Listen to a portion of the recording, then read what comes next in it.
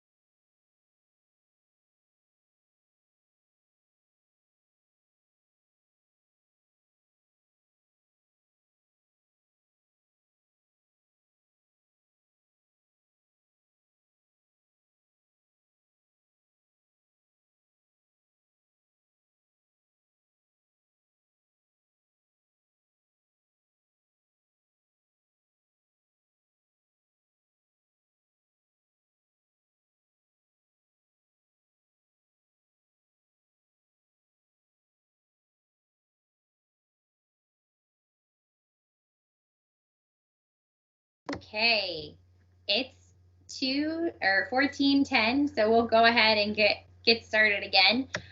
So I just wanted to touch. We had a great discussion, but I just want to touch briefly on what it means when we were talking about. So we initially addressed it, I think like on the first or second slide, and we talked about the 3 components of training proficiency at the platoon level. And with those 3 components of training proficiency at the platoon level, we said all of them, but I just want to highlight exactly what it means for each one. So the first one we're going to talk about is weapon qualification, weapon systems proficiency. So with weapon systems proficiency, it talks about individual, crew serve, and platform qualifications. And it just talks about making sure that so when you're qualifying on your weapon, which is what probably most of you guys have done, is you probably qualified on an M4. It's just ensuring that weapon system proficiency. Now that can apply to a platform qualification, that can apply to crew serve qualification. It does technically reference any of those things, but you generally understand the gist. Anyone who's done gunnery before will tell you it's, if you have the opportunity as a platoon leader to plan it, is anyone going to like a big trans company, especially in Korea? Is anyone going to like a trans company in Korea? Or just a big trans company in general in a sustainment brigade? I see a hand. Who's going to a trans company?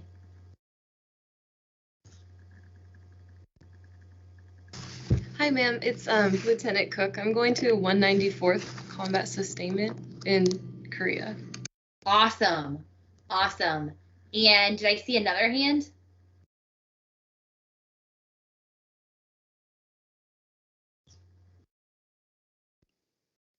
I see one more.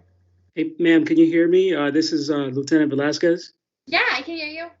Hey, ma'am. So I'm in the New York National Guard, but I'm in 719 CTC, Composite Truck Company, and my platoon has about 50 soldiers right now.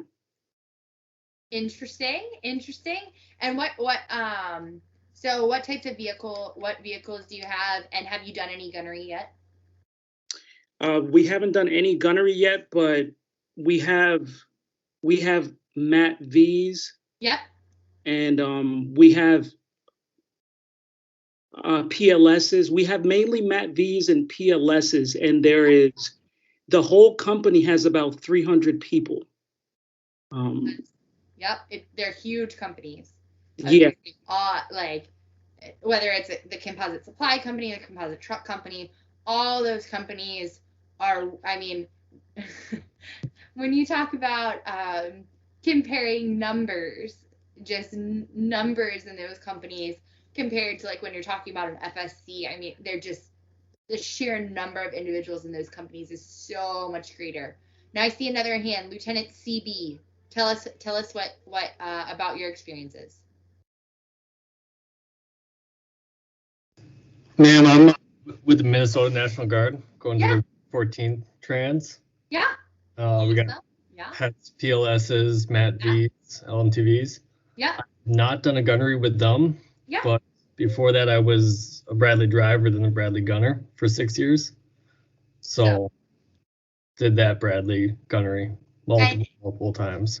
Just experiencing that. So tell us about that experience, because can you talk to us? I think it's difficult to understand everything that goes into qualifying. So, you know, when you've qualified on M4, the process seems kind of simple and easy. But even if you're talking about a Bradley, can you just tell us a little bit about kind of what goes into it to give people an idea of, hey, I just want to show how difficult that process is, how much planning goes into it. For sure, ma'am. So our big event every year, even though we went to NTC, Fort Hood, XTCT, but other than that AT, our big event was gunnery. And it starts out right away, first of the year. We do table 1 and table 2, which you're just really familiarizing yourself with the Bradley. You do your crew tasks, take apart the weapon, learn how to unload the toe, load the toe. You all get tested on this. It's all timed events. And then you go into table 3, which is you sit behind a simulator for 16 hours, all drill week, and you're behind a simulator just shooting simulated gunnery. And then you go into table 4, which is a dry run, basically in an open field where they pop targets, and you work on your crew commands and all that, and you get graded, not really graded. It's basically more familiarization just to help you on your table 5, table 6. Then you go into table 5, which is the hardest one, but it's not the one that matters. So you'll run through table 5 once, they'll pop your targets, you'll go through, and then you got your table 6, which is your actual live graded, this is what matters, this is what puts you on the board test. And then you do your night fire and your day fire, and it's sitting out on the range for a whole week, basically. So that's what I was gonna. So tell us about the timeline. Tell us about your timeline for that. So you just talked about all these tables. Tell us about how long it takes. So you said like you begin at the beginning of the year. You're doing table 1. Tell me tell us how long it takes you. You just said table 6. I think I can't remember off the top of my head. I've never worked specifically with Brad. So just how long does it take you to get to that culminating if it's table 6? How long does it take you to get to that point? Like in the years, in months. Sorry, not years. In months. I just know drill schedules. So, your first weekend you'll knock out probably table 1 while you're doing other briefs and stuff like that. So, table 1, if you got experienced crews, you really don't have to do it. It's more of a familiarization on how to take apart the gun and learning. But with new crews, that's a solid 8-12 hours. And then table 2 is easy too. That's when you're doing like your ammo ID, vehicle ID, stuff like that. That can get knocked out in 4 hours. And then once you start going into table 3, to get our troop through, that was all of probably 12 to 16 hours worth of training, just because you have every crew and you only have so many stations and you have to go through, I think it was like 8 different tests. So just you get backlogged places. So probably to get a whole troop through, it's 12 to 16 hours. Table 4, dry run, that's pretty easy. That you can get that done within a day. Normally we did like the whole squadron in a day because it's just an open field and you're just running them through probably 6 to 10 minutes during the day and 4 to 6 minutes at night per track you're running through. And then tables 5 and 6, or I missed one. I missed 3.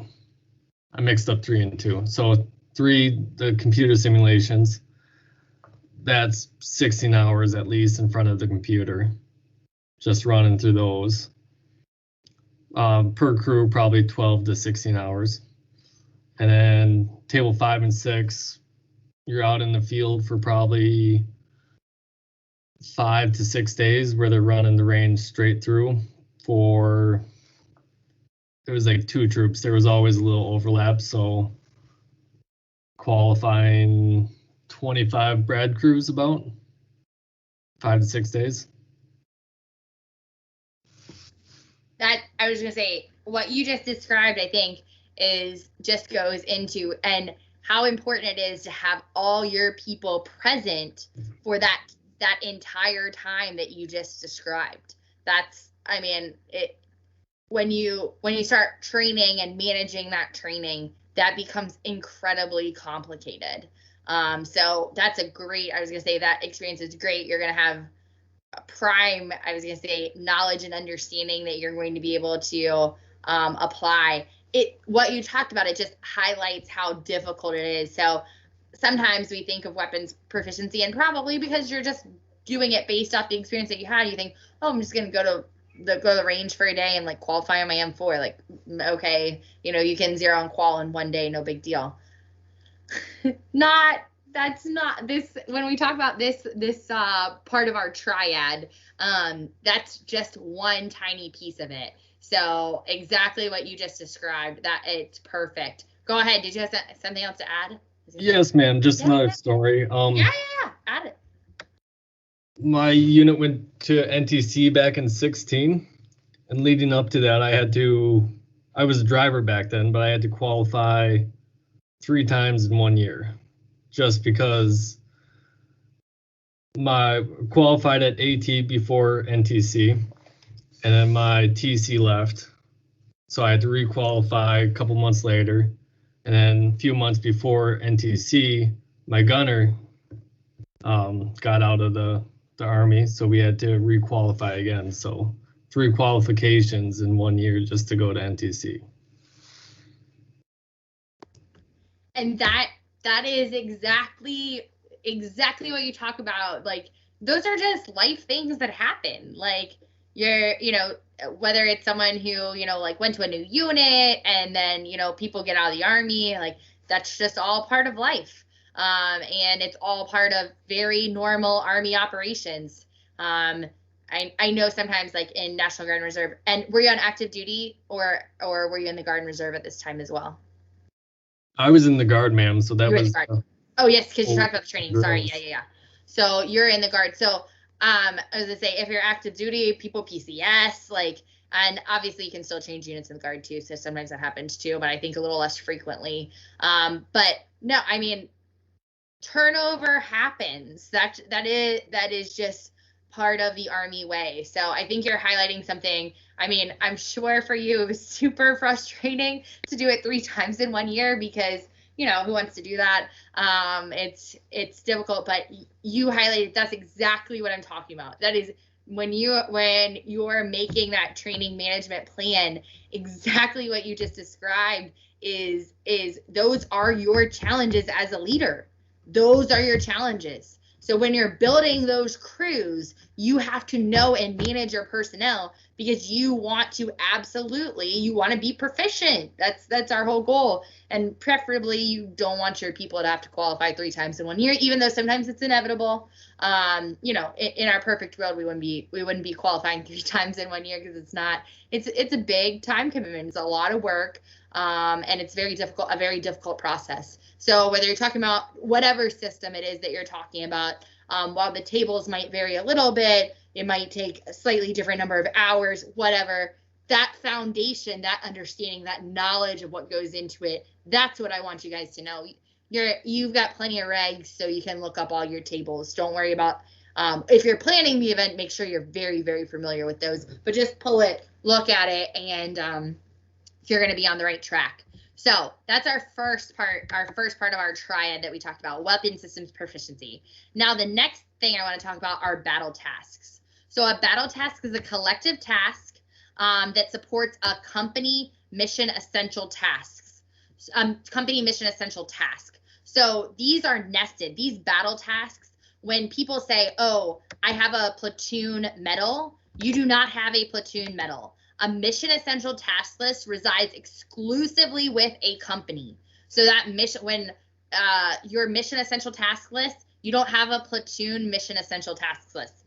Platoon mission essential task list, no. But these battle tasks, absolutely. So your battle tasks, those you will find, and it's important to know and understand. Oh, sorry, I changed slides. I didn't mean to do that. So if you know and understand that a battle task is a collective task, and those are nested. So those are nested with your company mission essential tasks. Finally, we're going to talk about collective live fire tasks.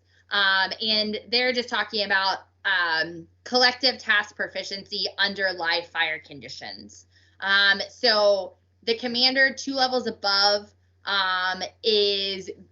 sets the collective those collective tasks that will be evaluated under live fire conditions. And that just highlights the fact that, you know, at the end of the day, we're soldiers. Like, this is everything that we do We need to be prepared to do that during contingency operations. And so a lot of times these collective live fire tasks will just be an essential part of our training. So knowing and understanding that triad and how that fits in for your platoon is what I really want you to do. Does anyone have any questions on battle tasks, weapons qualification, or collective live fire? Awesome. Awesome. So now I will actually mean to move the slide. Okay, so next, we're going to talk about measuring task proficiency. So training to the standard. So in the beginning, Lieutenant Colorado talked about how awesome it was that once they trained to the standard, they met that standard, that they were able to leave. I love standards. I love people knowing the standards. I love for them to be, you want your NCOs. I've also found a lot of times in organizations, the NCOs these aren't used as well as they could be. And informing people and making this the standard, one, it's done for you, so you don't have to come up with anything. And then two, people know it and it's easy to all be on the same page because it's all laid out for you, I think really helps. And it ensures that level of motivation, because just like Lieutenant Colorado mentioned, hey, it was awesome. We knew what we needed to do. We got in, we got out, we went to our land nav, we met the standard, and we were good to go. That's motivating for soldiers. So making sure that they know and understand that. Ooh. Okay, so with that, what do we need to do training to the standard? So TNEOs, task standards. This is something that will give you the training and evaluation outlines, TNEOs. These give you what the standard is. So when you're looking for your tasks and you want to know what right looks like, this is where you find it. It's all laid out for you. So when you're going through and you're doing your training, you want to have this present at your training, because this is going to tell you what the standard is. So TNEOs, you want to have it. Then the next thing is training circulars. So most of the weapons qualifications, well, I think all the weapons qualifications are found in TC. So you're going to find them in the training circulars. So if you're looking to understand, like, okay, what is, how I am tasked to run X range, you're going to be looking for your training circular. That's where you're going to find your standards. So just make sure that you know and understand that, and make sure that you also recognize that your commander is responsible for that mission essential task list, and responsible for evaluating those, but your commander is going to rely on you. You're there too. So I want to know where my platoon stands when I'm doing platoon training. I want to know where they stand, and I'm going to provide that feedback. And your commander is probably going to rely heavily on you to provide that feedback, because especially if you're in a platoon that has a very unique mission set, like the distribution platoon, the fuel and water platoon, something that you find that if you're in one of those alpha companies, that commander is going to rely on you. So you want to know, and understand what training's been completed, and also to what level of proficiency. So TNEOs, that's where the standard is. Have those present. That's how you evaluate when you're doing training, TNEOs, or training circulars if you're talking about weapons. And so then what do you do if, let's say, it doesn't go well? That's going to happen too in training. It's not like everything. We also talked about a lot of experiences where training didn't go as planned. So sometimes it's just, even when things are all set right, even a lot of the things that we talked about when we talked about our negative experiences were, okay, these resources weren't in place or something hasn't happened. Sometimes you have all the resources, you have the right training, everyone's in the right place, and then still just proficiency isn't met. Something happens, like it just doesn't go the way it's expected to. So what do? Then you retrain, and then you perform that task until that standard is met. That's what training is all about. So making sure that you can meet that level of proficiency, and it's all laid out for you. And what I saw a lot is that sometimes when they're not used, there's kind of a lot of, I would say, lack of it's easy when you have the standard laid out for you and everyone can be on the same page. And that's really why I like TNEOs, and that's really what I've seen, or training circulars, really what I've seen when they're utilized in units. I think that there's better shared understanding, especially amongst the non-commissioned officers. I've really seen when these are utilized, that understanding and that satisfaction that we were talking about, that can go up dramatically when we understand what we're all training towards. So I think that that's a great thing to highlight. Next, I want to talk about the Army training process and really how it's linked to the operations process. So this process is, prepare. We go through and we have these great opportunities to prepare or plan, prepare, and then execute. And throughout that time, we really assess. And really, when we talk about a lot of the regulations, they're going to highlight the fact that the commander is the essential part of that training process. And the commander is really important, don't get me wrong. However, I will tell you that you are that commander, like you are an extension of the commander. One of your main roles as a platoon leader in developing your platoon training plan is to ensure that you are enabling that commander's prerogatives.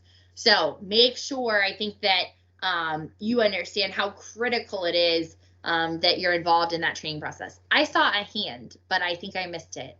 Did someone ask? It was me. Yeah, go ahead. Oh, hi. Hi, me again. Hi, Captain Lasky. How are you? Dealing with Minecraft fights on a snow day. Someone save me, please. Great. Enlighten us, Captain Lasky. I wasn't. I was actually just gonna rain on their parade. Okay, go ahead. Do that too. You can call me the Candy Man. So, do they know they have an assignment? They do know that there is going to be an assignment, and that's how this block of instruction will be assessed. We talked about that. They know it's due on Monday.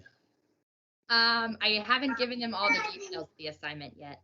They know that if they didn't pay attention to this slide deck, they're gonna have a real bad time. That's a good reinforcement. And I'm the one grading them.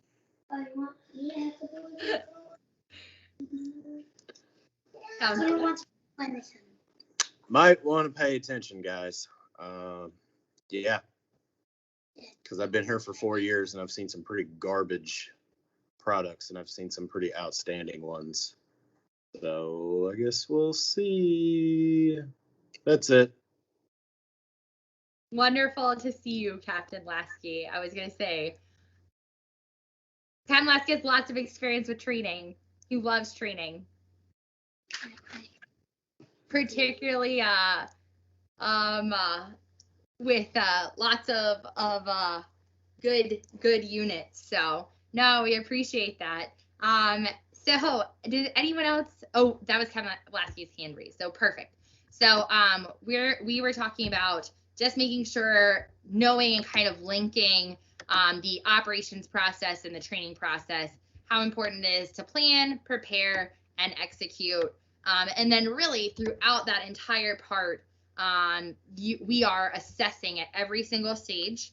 And then the other, I think, thing that you will hear is when we're planning and we're preparing for this training, we want to train as we fight. So when you're planning, I said, hey, you want to plan effective, efficient training. That's great. But what does that mean? That means we just talked, what did Mr. Wilcox, what did he talk about today?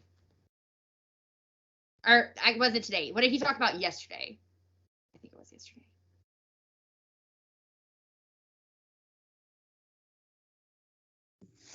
We talked about how the battlefield's changing, ma'am.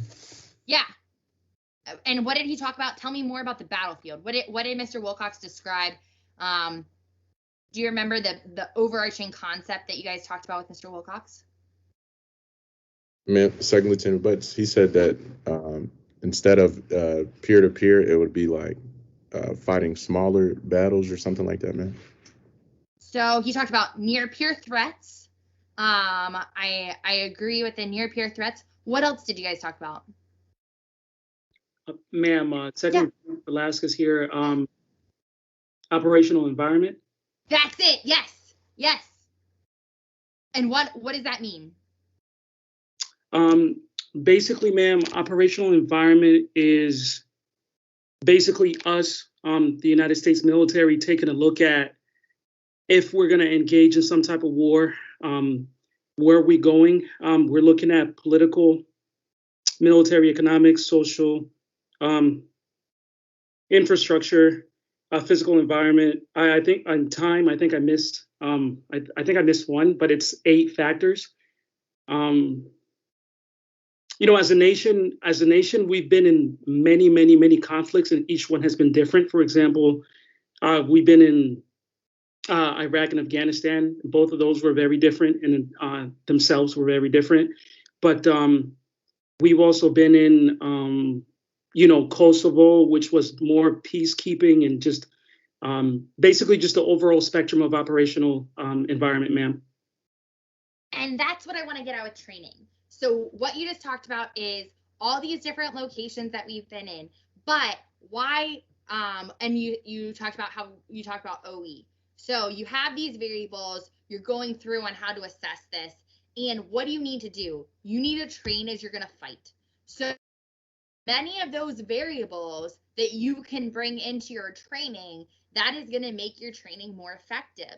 So it starts from very little. I was going to say it can be as small as, instead of just running a stick sling, as soon as we're using those OE variables, set the stage, make it, include those OE variables, get your soldiers in the mindset of training like they fight. So the more that you can get your soldiers in that mindset, whatever you can do to make your training more effective, to take into account more of those variables that you just discussed, exactly what you just discussed, that's going to make your training better. So you want to take those variables that you talked about with Mr. Wilcox, and you want to put them in your training. You want to try and make it resemble your training, resemble wherever it is that you're going to be fighting. And exactly what you highlighted, that might be different in different locations. So you have to know, you have to have a lot of understanding of those, and then that makes your understanding of those is absolutely critical to make your training more effective. So that's great. Let's go on. So now we're going to talk about the troop leading procedures. So hopefully you're familiar with the troop leading procedures. Hopefully you've learned about your troop leading procedures in your commissioning source. If you haven't, I highly recommend that you review the troop leading procedures, because they will be something that you will use, but it is kind of an expectation that you're already familiar with these troop leading procedures from your commissioning source. So I just want to highlight quickly that essential idea for training management, that this is the same process for training and operations. So we just talked about in this slide, we talked about, hey, we're going to plan, prepare, and execute. This is the operations process, the Army training process, very similar. Now we're just highlighting the fact that these troop leading procedures, when you use for the operations process, very same process for training. So company level, leaders use troop leading procedures to plan, prepare, and execute and assess training and operations. So hopefully you've been familiar with them through your commissioning source. You're just going to see that again. After that, we're going to talk about a platoon battle rhythm. So this platoon battle rhythm, is this the answer for everything? No. So a platoon battle rhythm, this is an example, okay? An example of a platoon battle rhythm. These are some that you should be doing in your platoon, platoon routinely. Does that mean that, this has to be on a certain day at every single time? No. these are just some ideas, but you should have a platoon battle rhythm. You absolutely should have a platoon battle rhythm. And what I would tell you is that I highly recommend that you look at your battalion and your company battle rhythm, and then you build in those checks. Does it have to be something super formal? No, it doesn't. Everything doesn't have to be super formal. But I think that if you develop your platoon battle rhythm, then you can be proactive instead of reactive when you're developing training. And if you have this battle rhythm, then you're able, we talked about how important it is that to have those resources, the land, ammo, whatever it is that you need to have that effective training, to have those, to secure those resources. That takes time. That means you have to plan.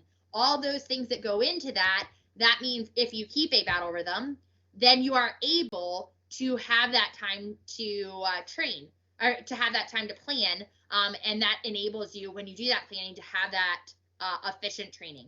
So what should you be doing? What are some deliberate cycles activities that you should be thinking about as a platoon leader? Sure, you need to attend your company training meeting. What does that mean beforehand? That means before my company training meeting, probably the day before, I'm going to have a discussion with the people that are involved in my platoon in training, because I want to be ready. And if there's something I need to do in order to prepare for that, then I'm going to make sure that that happens. Whether you want to call it a platoon training meeting, or you just make sure that you have it on your calendar, it's a battle rhythm, it's part of your battle rhythm. I was going to say, but I do think that it does merit a discussion, especially for your key players, which a lot of times are going to be your platoon sergeant, your first squad leader, maybe one of your other squad leaders because they're planning some sort of training or something like that.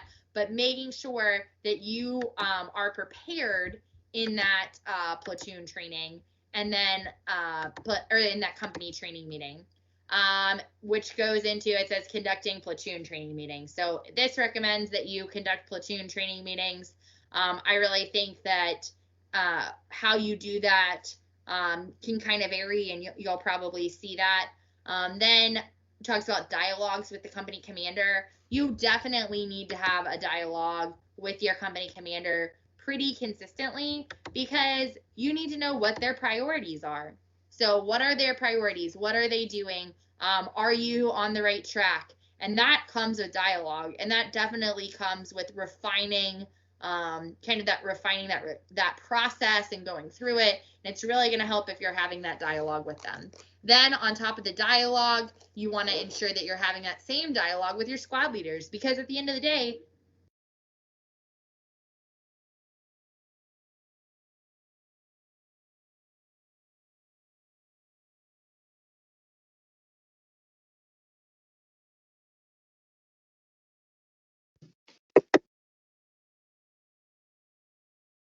Ma'am, I think you're muted.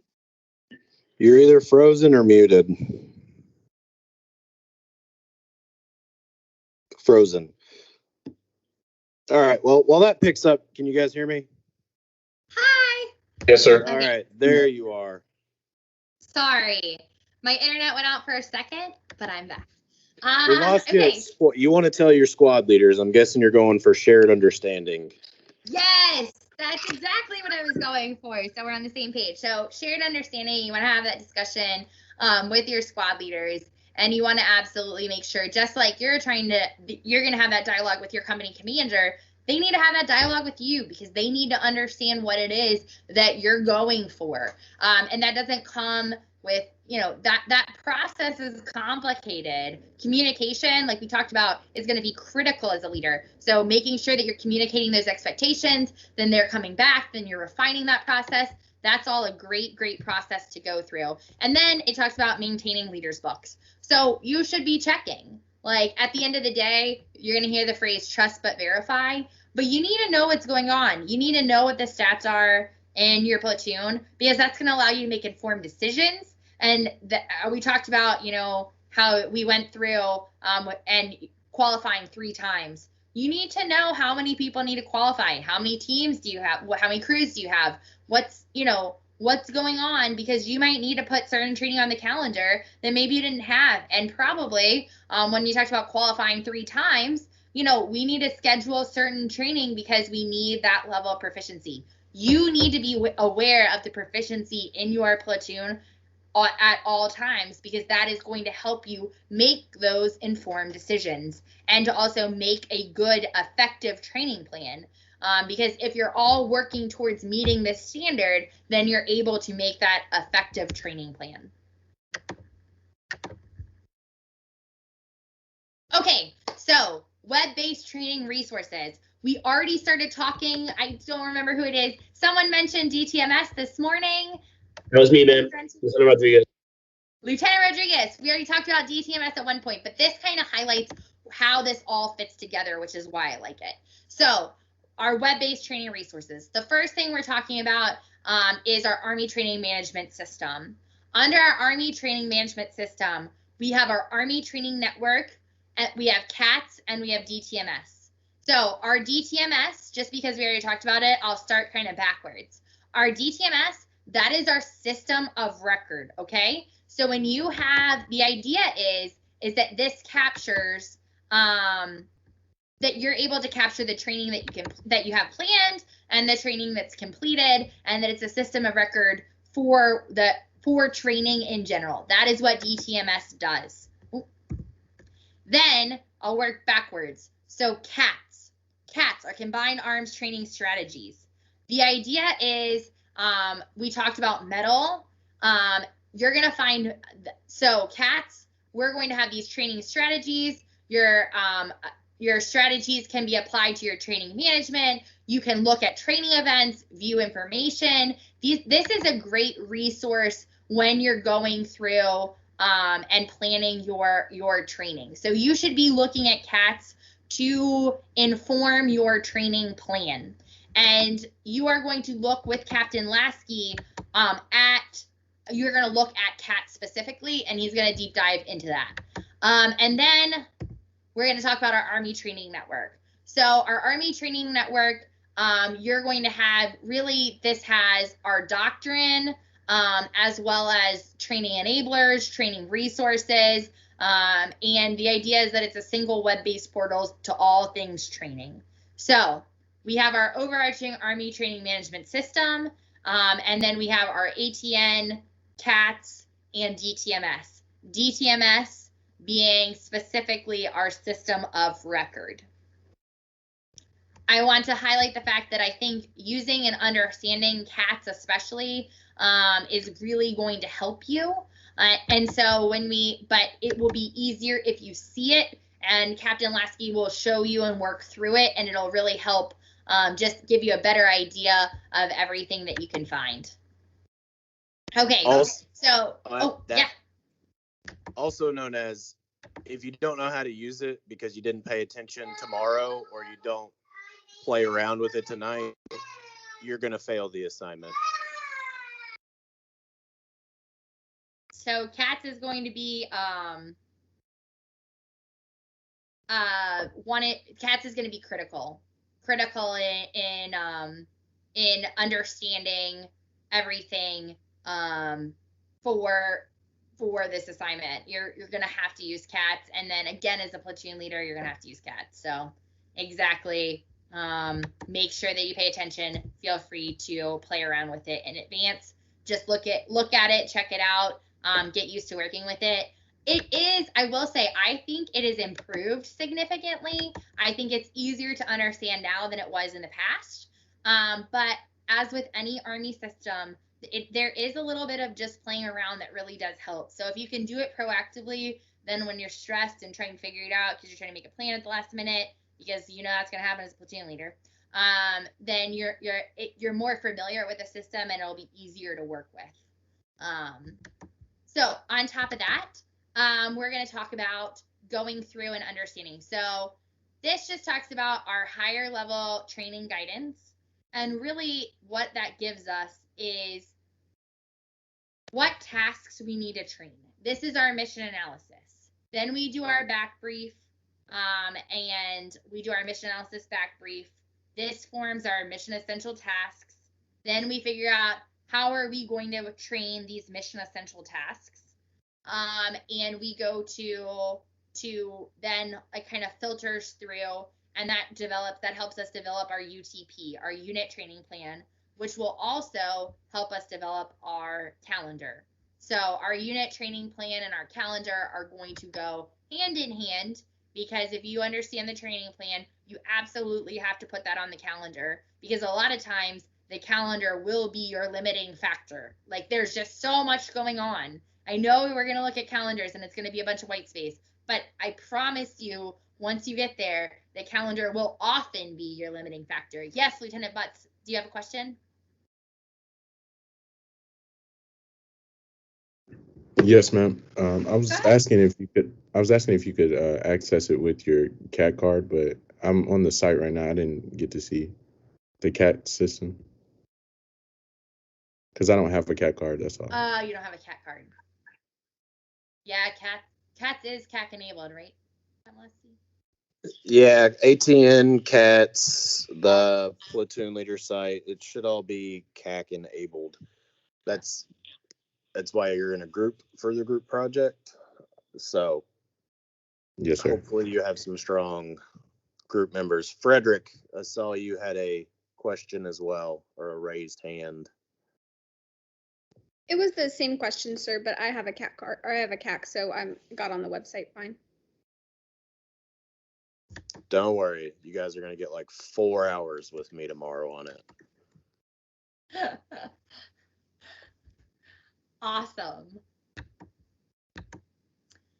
So with that, we were going through and just highlighting the fact that really what I want you to see here, I know this kind of looks like a lot of slides, and how we go training, crawl, walk, run, and this kind of just gives you a sample of how we can get to that task proficiency. But really, when we're looking at all of this, what do we end up finding? This illustrates the training management process, but really what I want you to see here is that look at all these places where we have this dialogue. So we have a dialogue when we're talking about can you guys see my arrow? Can you see when I point at stuff? Yes, ma'am. You can, Yes, ma'am. okay. So here we have this higher commander training guidance, and we're looking at what tasks, and then we're talking our mission analysis back brief. So we're having this as a dialogue here. Then we go to our mission essential tasks after we have this back brief, and then we're talking about a training briefing. So that's approved, higher unit commander approval. This, when we're talking about our training plan, another dialogue. All of these things are generating these dialogues. And then the idea is that when we're training and we're ultimately doing this process, we're going through and to achieve this task proficiency, we're utilizing these crawl, walk, run method, and we're having multiple events in order to do this train up in order to be successful, and also just kind of a general overview of the training process. So highlighting, that's what I was gonna say, that's probably sufficient. Now we're going to talk about conducting a platoon training mission analysis. And when we talk about our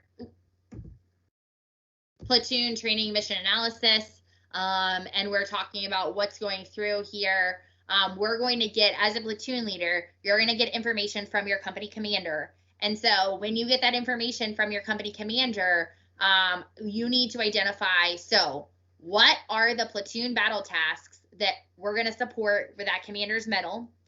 What weapons qualification do I need? What are the collective live fire tasks that my platoon or my squad has to do? What's the OE? We just talked about the OE. What's the OE that I need it to be like? And then what other issues do I have? Like, that's what you're talking about. You're getting to that level. So in that description, when I talk to you about what you need to do when you're as a platoon leader and you're conducting this mission analysis, you hear battle tasks. That's exactly what we talked about. We talked about that triad. Battle tasks, I hear weapons qualification, and I hear that collective live fire. So then on top of that, which we just talked about, our little triad, that's our triad, we have that OE, and then any other issues. So even though you know, this is a different slide and it's kind of looking at it from a different perspective. At the end of the day, you're getting a very similar, we're talking about a similar concept, that same triad that we talked about before. That's what we're talking about here. Okay, after that, then what we want to do is we want to talk about just what does the platoon need to do? Battle tasks, weapons proficiency, collective live fire, OE, and what else the platoon has to do. That's what goes into this mission analysis. After that, we need to look at the company training guidance. So hopefully, I was gonna say, do you find company training guidance everywhere? No. You're not always going to show up to a unit that's perfect with everything. It's just not going to happen. But hopefully you can find your training guidance. So you find that training guidance. You're going to find the mission statement. You're going to find that commander's intent. You're going to what's, you know, command directed, command supported, and then hopefully that long range training calendar. With that, when you know and understand that, then you see what it is, these collective live fire tasks, your combat training center rotation. So if you're going to JRTC or NTC, all of these things are going to know, then you're going to know, and then also highlighting hopefully the OE that you need to replicate because you know what your mission is going to be. When you know and understand those, then you can figure out how your platoon's training is going to fit into that. And how I talked about a lot of times here, we're just focusing on everything kind of coming together, but how a lot of times that calendar, that is going to be one of your really big limiting factors, resources and calendars. And people. Man, there's so many limiting factors involved with training. But specifically here, we're going to highlight the fact that there is this, you're going to have to know and understand kind of how you fit into that puzzle, how you analyze that company training guidance and that company unit training plan. You're going to be a piece of that puzzle. So don't lose sight of that. Then you're going to construct your platoon battle tasks. So do platoons have medal tasks? No, ma'am. Exactly. So your company medal informs your platoon, when we're talking about this, I was going to say, I hear it all the time. Your company medal informs your ability to construct your platoon battle task.